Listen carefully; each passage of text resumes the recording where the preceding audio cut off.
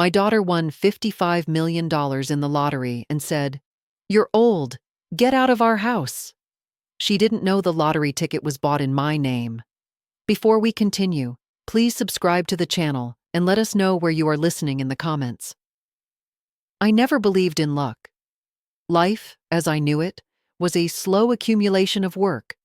Early mornings, aching backs, and bills that never quite shrank no matter how hard you tried. But luck, it seemed, had found my daughter, Linda.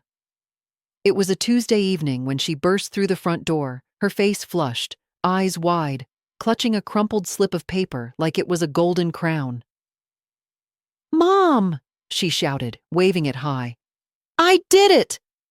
I won the lottery, $55 million.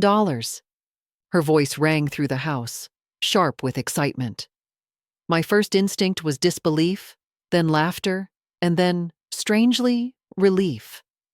I had prayed for something to ease her endless struggles, for some kind of break in her constant cycle of debts and disappointments. Maybe this was it.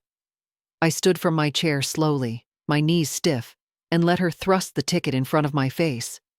"Look at it. The numbers all match. Can you believe it?" I took the slip from her hands, careful not to tear it. The ink was smudged at the corners, but the numbers were clear, familiar even. My heart gave a small jolt, because I remembered buying that ticket. It had been an impulse at the grocery store 2 weeks ago. The clerk had asked whose name to write on the back, and out of habit, I had said mine. Margaret Lane. My name. I had tucked it into my wallet and forgotten, later handing it to Linda with the change from the groceries, telling her, "Here, maybe it'll bring you some luck." And now here it was. Our luck. Or perhaps mine. Linda grabbed the ticket back, holding it close to her chest like a shield. "This is it, Mom. Our whole lives are about to change. No more scrimping, no more small-town nonsense. I'm going to buy a new house, a new car, maybe even move out west. Imagine it." Her excitement was contagious, and for a moment I let myself smile. "I'm happy for you, Linda." Truly. But then, as quickly as joy had arrived, it curdled. Her smile faltered, her eyes hardened. "Actually," she said, her voice sharp, "this is my fresh start. You've had your life, you're old now, I can't take care of you anymore. I need you to leave this house." Her words sliced through me like glass. "Leave?" I whispered. She folded her arms. "You heard me. You're a burden, Mom. With this money, I can finally live the life I deserve. You'll figure something out. You always do." I stood frozen, the air knocked from my lungs. She didn't know. She didn't realize the ticket was still in my name. And in that moment, a quiet seed of resolve took root inside me. She thought she had won everything. But the truth would change everything. I stood in the kitchen, my daughter's words still hanging in the air like smoke. "You're old. You're a burden. I need you to leave this house." I searched her face for some hint of a joke, some flicker of guilt. But her eyes were hard, her lips pressed into a thin line of determination. "Linda," I said softly, careful not to let my voice shake. "This is our home. Your father and I worked for decades to keep this roof over our heads. You and the children—" She cut me off with a sharp laugh. "Dad's gone. And I'm not a child anymore. I'm done living like this. Do you think I want my friends to see me in this old shack when I've just won millions? We deserve better, we?" I asked, the word catching in my throat. "My family," she snapped. "The kids, me, maybe one day a husband again. Not you. You don't belong in that picture." I gripped the edge of the counter to steady myself. My mind flickered back to the nights I stayed up with her when she was sick, the hours I worked so she could go to school dances, the meals I skipped so she could eat better. I had been the glue, the net, the backbone. And now, with one piece of paper, she had erased me. The back door creaked and my grandson Michael peeked in. He froze at the sight of his mother's flushed face, his eyes darting to me. "What's going on?" he asked carefully. "Nothing you need to worry about," Linda said quickly, her voice syrupy again. "Go upstairs." But Michael lingered, his eyes on me. I forced a smile, though my chest ached. "It's all right, sweetheart. Do as your mother says." When he was gone, Linda's mask slipped again. "I'll give you a week. Pack your things, find a place. I don't care where you go, but you can't stay here. Not when I'm about to start fresh." I wanted to scream. To tell her the truth, that the ticket bore my name, not hers. That legally, the fortune she was so desperate to spend wasn't hers at all. But something inside me held back. Instead, I straightened my shoulders and met her gaze. "Very well," I said quietly. "If that's what you want." Her surprise flashed for only a moment before she smirked. "Good." Finally, we're on the same page. That night, alone in my room, I sat with the ticket in my hands. The numbers shimmered beneath the lamplight, undeniable proof of what was mine. But I slipped it back into the envelope and tucked it into the drawer. Let her believe she had cast me out. The game had only just begun. The house was hushed that night, though not with peace. From the hallway, I could hear Linda on the phone, her voice shrill with excitement as she rattled off plans to friends. 55 million, can you imagine? A new car, a new house, maybe a trip to Europe first thing. Everything's about to change. I sat in my room with the drawer open, the envelope resting in my lap. My fingers traced the creases of the lottery ticket, worn from the weeks it had lived in my wallet before I'd passed it along to Linda absent-mindedly. I could see myself at the grocery counter.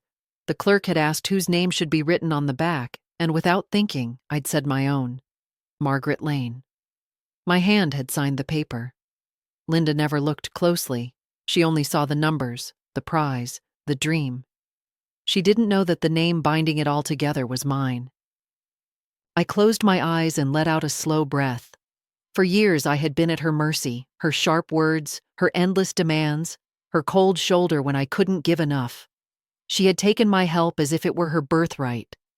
And now, with the promise of wealth, she thought she could erase me entirely. But the truth sat in my hands. Quiet, patient. I slipped the ticket back into the envelope and placed it beneath a stack of old letters in the drawer.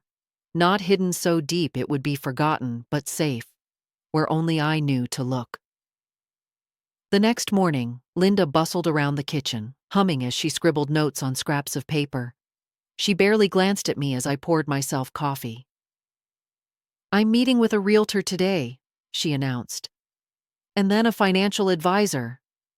They're going to help me figure out investments, tax stuff. You know, big winner things." I sipped slowly. "That sounds ambitious." She rolled her eyes. "Don't look so surprised." "I know what I'm doing. You can't possibly understand." Her words stung, but I only nodded. Let her underestimate me. It was better that way. Later, as she hurried out the door, Michael lingered at the table, chewing on the crust of his toast. He glanced at me, then at the door, before whispering, "Grandma, are you really going to leave?" I reached across and took his hand, squeezing gently. "Don't worry about me, sweetheart," I said softly. "Sometimes it's better to wait and watch. You'd be surprised how quickly things can change." His brow furrowed, but he didn't press. When he went upstairs, I sat alone with my cooling coffee, the taste bitter but steady.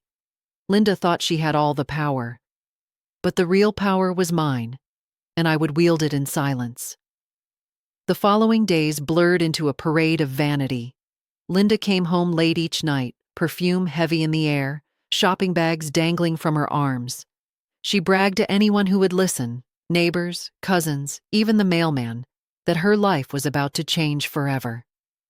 "I'll never drive that beat-up van again," she announced one morning at breakfast, flipping through glossy car magazines. "Mercedes. No, something flashier, something that tells people I've arrived." I stirred sugar into my tea, watching her from across the table. "It sounds exciting," I murmured. She barely heard me. She was already on her phone, scrolling through realtor listings, muttering about granite countertops and ocean views. All the while, the envelope in my drawer weighed heavy in my thoughts. The ticket was mine, bound to my name. And yet I sat quietly as she built castles out of air. Every boast, every plan, every sharp word only deepened my resolve. That afternoon, while she was out, I made my way to town.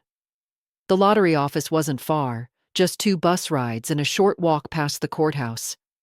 I stepped inside, clutching my handbag tight, my heart hammering like a thief sneaking into her own house. The clerk behind the counter looked up with a smile. "Can I help you?" "Yes," I said, sliding the envelope toward her. "I need to confirm something." She unfolded the ticket, checked the numbers, then typed into her computer. "Congratulations," she said, her voice warm. "This is indeed a winning ticket. But you know, with an amount this large, we'll need to set up appointments, financial counseling, legal paperwork." I raised my hand gently. "Not yet. Please, I just wanted confirmation." She hesitated, then nodded, tucking the ticket back into the envelope and returning it to me. "Well, it's real. Just don't wait too long, ma'am. Deadlines are strict." "I understand," I said, slipping it back into my bag. My hands trembled, but not from fear, from power. When I returned home, Linda was on the porch, gushing into the phone about vacations. She waved me off like a servant as I walked past her. "Yes, Bali first, then Paris," she said to her friend. "I'll send you pictures." I went upstairs, closed my door, and placed the envelope back into its hiding place. For the first time in years, I felt steady. I had the truth on my side, and the law as well. Let her laugh, let her spend, let her imagine herself rich. Soon enough, she would learn what it meant to build a life on sand. The day came sooner than I expected. I was folding laundry in my room when Linda stormed upstairs, her heels clicking like hammers on the old wooden steps. She didn't knock. She pushed the door wide open, her phone in one hand, a manila envelope in the other. "Mom," she said flatly, "we need to talk." I set the towel down, keeping my hands steady. "What is it now?" She tossed the envelope onto the bed. "Notice, I've spoken to a realtor and we're selling this house. I already have a buyer lined up. You need to pack up and move out by the end of the month." I looked at the envelope but didn't reach for it. My chest tightened, but my face remained calm. "This house isn't yours to sell, Linda. It's been in my name since your father passed." She rolled her eyes. "Technicalities.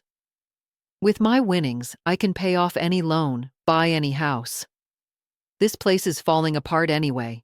You should be grateful. You'll get to move somewhere smaller, easier to manage. Maybe a retirement home." Her words were a dagger cloaked in honey. "And where?" I asked quietly.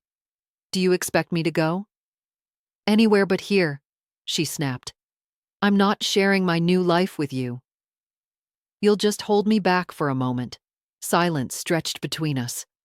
I studied her face, searching for the girl I once knew. The little girl who used to braid daisies into my hair, who cried in my arms when she broke her first bone. But all I saw was hunger. Greed had hollowed her eyes. I folded the towel again, slow and deliberate. "Very well," I said softly, "if that's what you want." Her lips curled into a victorious smile. "Good. I knew you'd see reason. I'll give you a week to start packing. Don't drag your feet." She turned and strode out, already back on the phone with her realtor before she reached the stairs. When the house fell silent again, I opened my drawer and pulled out the envelope that mattered. The lottery ticket glowed faintly in the lamplight, a quiet reminder of where the true power lay. Linda thought she could erase me with papers and threats. She didn't know that the very fortune she was flaunting belonged to me. I slipped the ticket back into its place and closed the drawer with a firm hand. Let her believe she had won, that she held all the cards. The higher she climbed, the further she would fall, and I would be there to watch. Linda wasted no time stepping into her new role as the town's lottery queen. Within days, the neighborhood was buzzing with her news. She threw herself into shopping trips, parading new dresses and expensive handbags through the front door. Her laughter grew louder, sharper, as though daring the world to envy her. I watched from the porch as she showed off to the neighbors. Can you believe it? 55 million. A brand new life. Bali, Paris, Milan. I'm finally free. She flashed smiles like currency, but I could see the hunger beneath them. They congratulated her, of course. Who wouldn't? People gathered around her like moths to a flame, eager to bask in her good fortune. And Linda soaked it up, never once mentioning the truth, that the winning ticket bore not her name, but mine. I stayed quiet, knitting on the porch, sipping tea, playing the part of the invisible old woman. That was what she wanted, after all. Let her believe she had silenced me, but silence is not surrender. Inside, I was preparing. I'd already confirmed the ticket with the lottery office. I knew my rights. But this wasn't about rushing to claim the prize. No, this was about timing, about letting her build her fantasy higher and higher until she believed it was unshakable. Only then would the fall be complete. At dinner one evening, she tossed her keys onto the counter with a flourish. Guess what? I put a down payment on a new car. A Jaguar. White leather seats. You should have seen the salesman's face when I told him I was paying cash. That must have been something, I murmured, cutting into my roast chicken. She smirked. You wouldn't understand. You've lived small your whole life. That ends with me. I looked at her, really looked. The daughter I had raised, fed, clothed, sacrificed for, now staring back at me as if I were a burden to shed. My heart ached, but I kept my face composed. Later that night, I took the ticket from its hiding place and held it beneath the lamplight. The paper was thin, fragile, but it carried the weight of an empire. My name glowed in ink, undeniable and final. I whispered to myself, "Patience, Margaret. Let her believe. Let her climb." From the hallway, I heard Linda laughing on the phone, telling another friend about her millions. I closed the drawer, the ticket safe once more, and sat in the quiet. She thought the storm was her making, but the real storm was still gathering, silent, steady, inevitable. It didn't take long for Linda's fantasy to strain at the seams. Money, even imaginary money, has a way of drawing wolves to the door. The first came in the form of friends, people she hadn't spoken to in years, suddenly calling, dropping by with smiles too wide, their arms outstretched for handshakes that lingered. "Linda, darling, so proud of you. We always knew you'd make it big." They flattered, they fawned, and Linda basked in it like a queen among courtiers. But when they began hinting about loans, vacations, investments, her smile stiffened. She promised too much, too quickly. I heard her late at night, pacing the hallway, whispering into the phone. "Of course, I'll cover it. Yes, I can send it soon." Then came the bankers. She had marched into the branch in town, boasting about her winnings, demanding accounts large enough to hold 55 million. The manager had smiled politely, but when she couldn't produce proof, only vague promises that the check was coming, his patience wore thin. I overheard her fury afterward, slamming cabinet doors and cursing his insulting doubts. And yet, through it all, she never thought to look at the ticket itself. Never noticed that the name scrawled across the back was not hers. One evening, as she strutted through the kitchen with shopping bags dangling from her wrists, Michael tugged at my sleeve. "Grandma," he whispered, his eyes wide. "Is it true? Did Mom really win?" I studied his face, the innocence still there, though shadowed now with doubt. "Sometimes," I said carefully, "people convince themselves of things they want very badly. But the truth always finds a way out." He nodded slowly, though I could see more questions burning in him. Questions I couldn't answer. Not yet. That night, Linda announced over dinner, I've decided. We're moving to California. Big houses, ocean breeze, real luxury. I'll put this place on the market next week. I set my fork down, my pulse steady. And what about me? She waved a dismissive hand. You'll find something. I can't carry you forever. I glanced at Michael, who stared at his plate, his cheeks flushed with shame. I said nothing more, only excused myself and went upstairs. In my room, I opened the drawer and touched the envelope. It was still there, still mine, the quiet heart of the storm. Linda's world was already beginning to crack. Her lies, her arrogance, her hunger, they were too heavy for her to carry. And when the cracks finally gave way, the collapse would be complete. It was a Saturday evening when Linda finally cornered me. The air outside was thick with the smell of her new perfume, sharp, artificial, suffocating. She had been on the phone all day, promising money she didn't have, building castles higher and higher on sand. By dinner, the tension in the house was a living thing. She waited until Michael was upstairs. Then she slammed her wine glass onto the counter, shards of red liquid splashing across the wood. "Enough games, Mom!" she snapped. I set down my knitting, folding it neatly on my lap. "Games? Don't play innocent." She leaned forward, her voice low, venomous. "You've been dragging your feet. The realtor's calling, and you're still here, sitting like nothing's changing. I told you, I want you gone."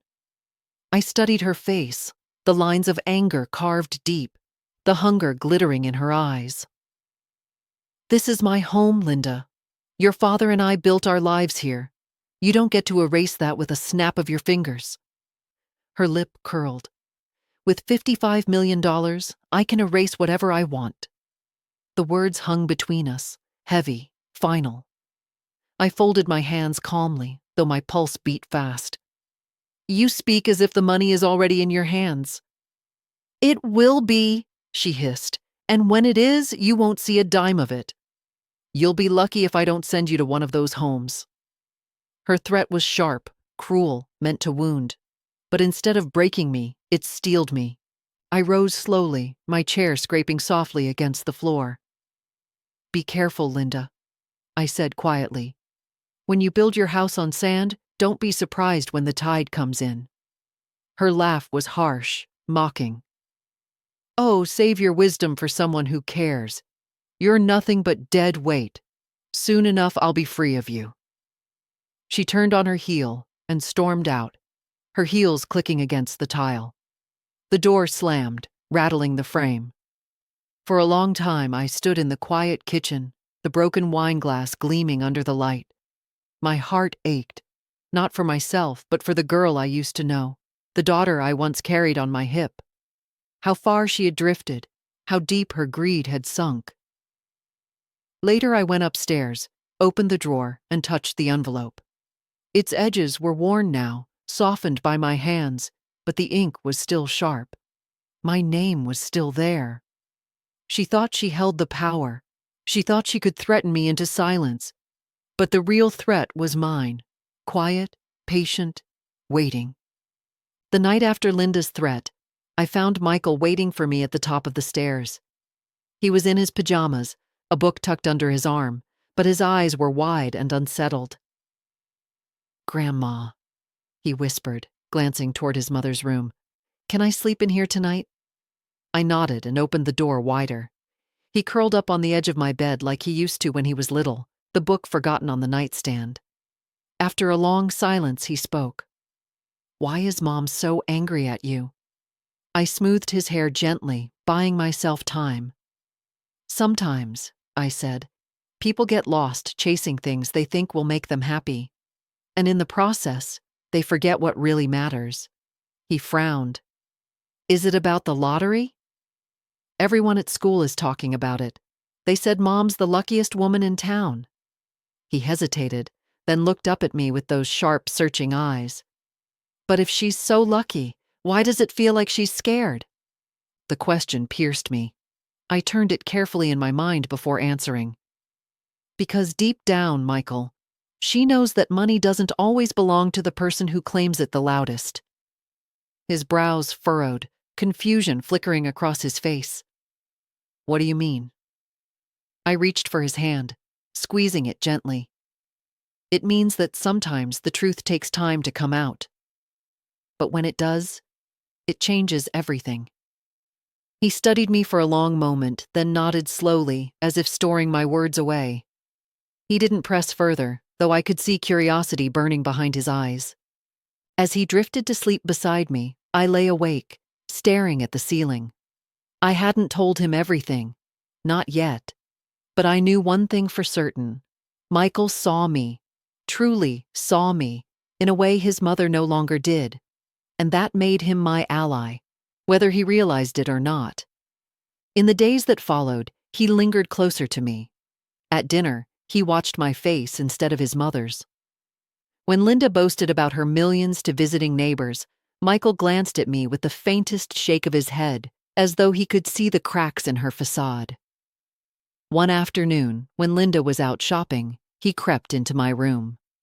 "Grandma," he whispered, "I think you know something." "Something Mom doesn't." I placed a finger to my lips. "Patience, sweetheart. Some truths are too heavy for children to carry." He nodded reluctantly, but in his eyes, I saw trust. Quiet, steadfast trust. That night, as I tucked the ticket back into its drawer, I realized that my silent war was no longer mine alone. I had an ally, and sometimes even one ally can tip the balance. The illusion couldn't last forever. Even sandcastles, no matter how tall, eventually meet the tide. Linda's first cracks showed at the dinner table. She slammed her phone down, face flushed, muttering curses I hadn't heard since her teenage years. "Stupid bankers," she snapped, stabbing at her food. "They're dragging their feet." "Don't they know who I am?" I told them I've got 55 million coming in. I sipped my tea calmly. Banks usually like paperwork more than promises. Her eyes snapped to mine, sharp as glass. "Don't you start, Mom. You wouldn't understand." But her voice wavered, just enough for me to hear the fear beneath the fury. Within days, the phone calls began. Friends she had promised gifts to were suddenly impatient. Old acquaintances wanted repayment for favors they claimed to have done years ago. And the credit card bills, those shiny new handbags and dresses, weren't free. I watched her crumble behind closed doors, pacing the hall at midnight, whispering into the phone, "Just give me a little more time. The money's coming, I swear."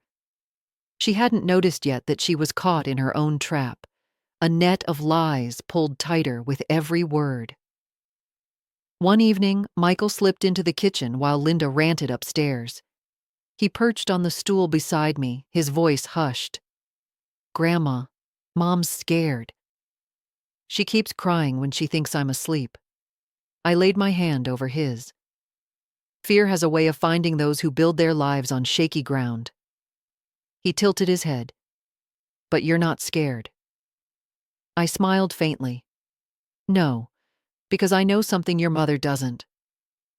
He didn't press, just nodded slowly, his trust deepening. That night, Linda finally exploded.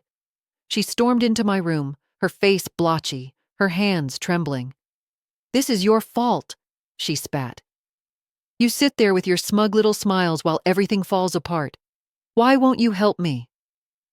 I met her rage with quiet. "What kind of help do you think you need, Linda? Money? Advice? Something." She threw her arms up, near tears. "Everyone's expecting things from me, and I can't deliver until the lottery office pays out. And it's taking too long. Too damn long." I held her gaze, steady as stone. "Maybe the problem isn't how long it's taking. Maybe the problem is what you've promised." Her lips trembled, and for the first time, I saw not the greedy woman she had become, but the frightened girl she once was. But only for a moment. Then her mask slammed back into place. "Fine," she snarled, storming out. "If you won't help, then stay out of my way." Don't think you'll get a penny from me." Her door slammed, shaking the house. I sat back, my hand resting on the drawer where the ticket lay hidden.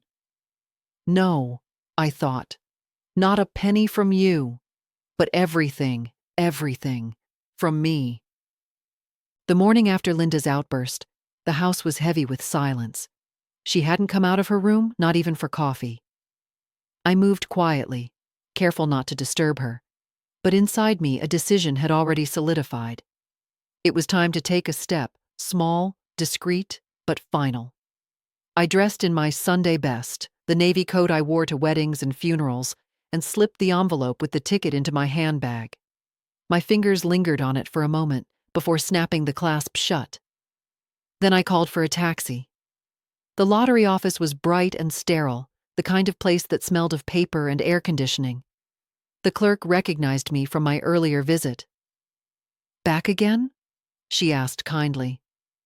"Yes," I said, handing her the ticket. "This time, I'd like to begin the claim process." Her eyes lit up. "Of course, Mrs. Lane." "Right this way." The next hour passed in a blur of forms, signatures, and quiet explanations. I signed my name so many times it began to feel like a shield, each stroke of the pen carving the truth deeper into stone. Margaret Lane, rightful winner.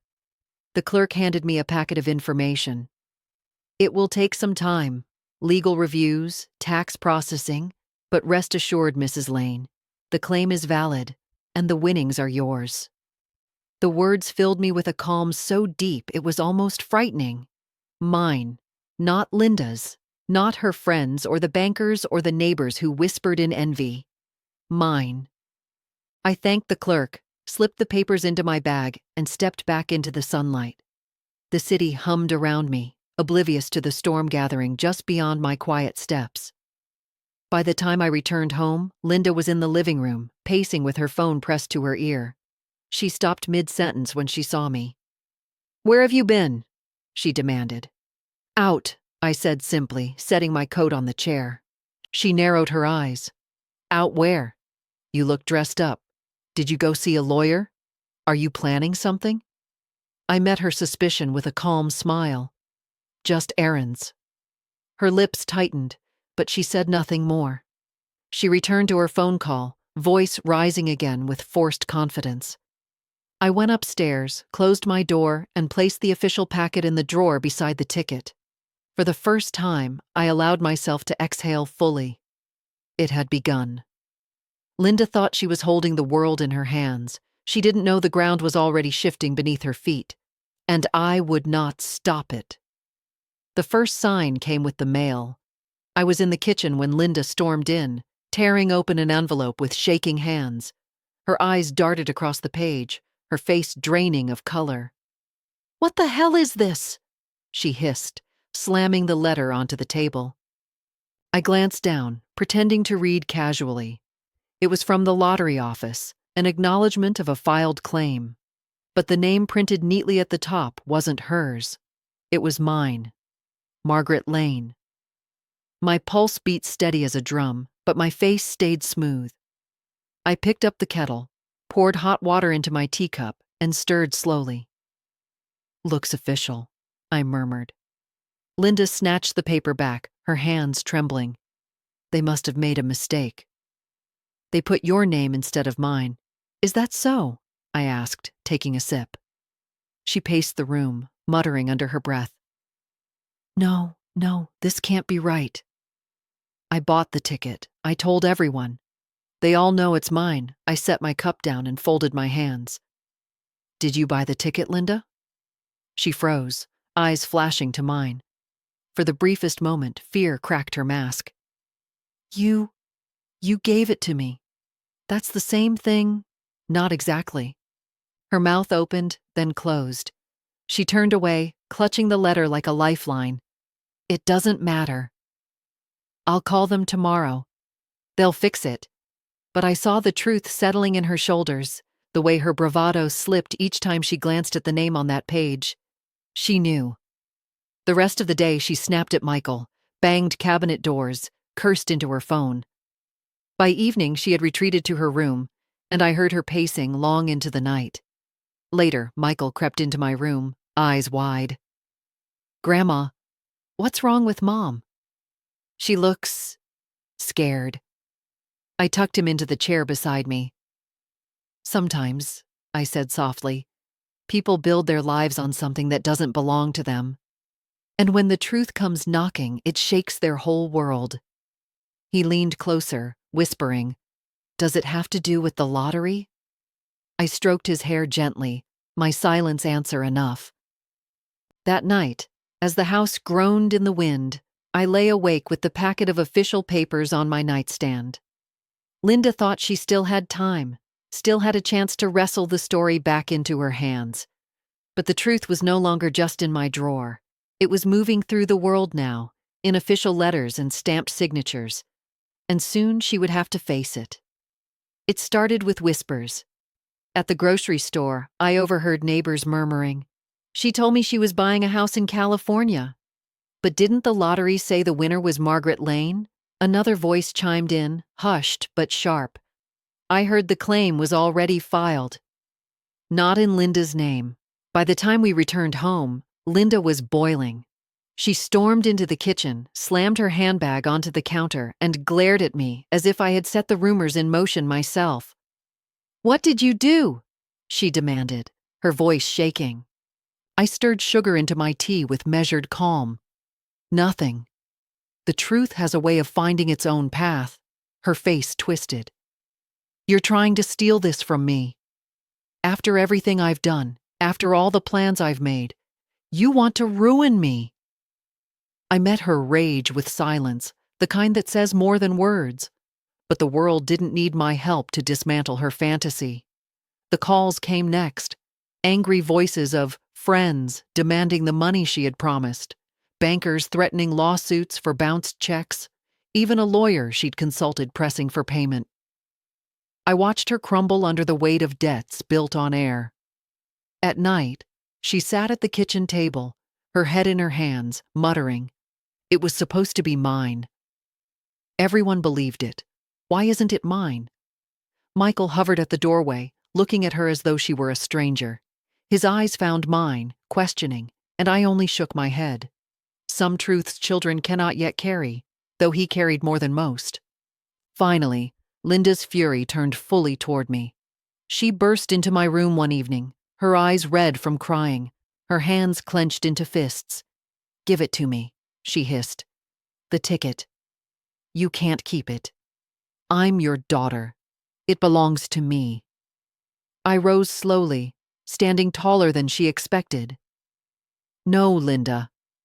It belongs to the one whose name is written on it. And you know whose name that is." Her voice cracked. "You don't need it. You're old. You'll die soon, and then what? You'd rather give it to strangers than your own family?" My chest ached at her words, but I didn't flinch. "I'd rather give it to someone who values love more than money. Someone who hasn't forgotten what family means."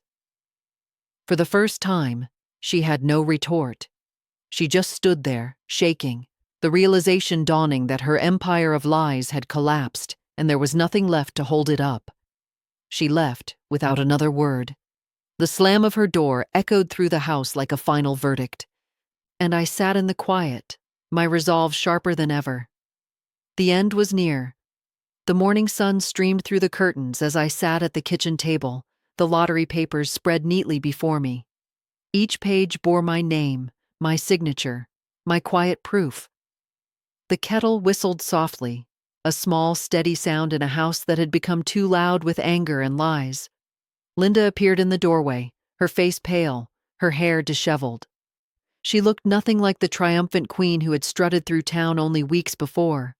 She looked hollow, desperate. "Mom," she said hoarsely, "we need to talk." I folded my hands, waiting. She pulled out a chair and dropped into it, her shoulders sagging. "I can't do this anymore. People are calling me a liar. The bank is threatening to sue. Everyone knows the ticket isn't in my name." Her eyes brimmed with tears.